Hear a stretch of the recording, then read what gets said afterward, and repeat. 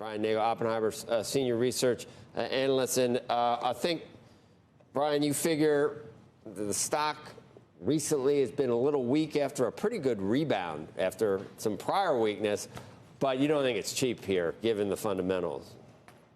No, good morning, Joe. No, I don't think it's cheap. And that's really the reason, one of the key reasons why I remain on the sidelines with Home Depot. I mean, in my view, I've said for a long time, this is a very well-run, well-positioned company for the longer term. But I believe, and I think we're seeing these numbers again today, that these cyclical pressures, which I very much view as post-pandemic, are continuing to weigh upon Home Depot, and I think will continue to weigh upon Home Depot basically through 2024. I don't think that dynamic is yet in this stock price. I don't really understand what that means. You mean that people did things during the pandemic and they used up all the demand for what they were going to do at that point, so that's still a post-pandemic, what did you call it, cyclical issues or something? So it's just all, they moved it forward. They've already done some of the stuff that would be happening now if they hadn't done. They got the boost during the pandemic. Is that it? Yeah, I'm sorry. I'm trying to can I say something creative and lump lots of stuff together? But so look, I think and it's debatable, right? I mean, I guess we bottom line this. Here, same store sales for Home Depot today were down, just to make it simple, roughly 3%. Okay, normally the normal growth algorithm for Home Depot would be +3, +5. Okay, so we're tracking significantly below what I would consider to be a normal growth algorithm for the Home Depot. So why is that? Now, there's obviously multiple factors at play. I still think one of the biggest factors is the amount of demand that was pulled forward into the pandemic. Yeah. So that's when Home Depot sales were tracking up 25%. We were all sitting in our homes, we were building decks and landscaping and doing everything else. And it's just going to take a while to get past that boom in demand. We've gone back and forth on inflation with Home Depot. Lumber prices, I guess, help. But now I'm seeing that higher prices for the big ticket items just makes demand softer.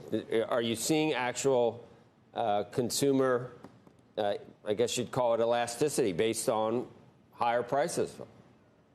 Well, it's difficult to say, because if you take that, like what Ted said in the press release today, he talks about ongoing weakness in demand for bigger ticket items. Okay, so that very much could be the consumer pulling back somewhat in a tougher consumer spending environment, holding off on that purchase of that bigger ticket item. That very much could be a play. But again, I think another piece of this is that there were a lot of bigger ticket items purchased during the pandemic.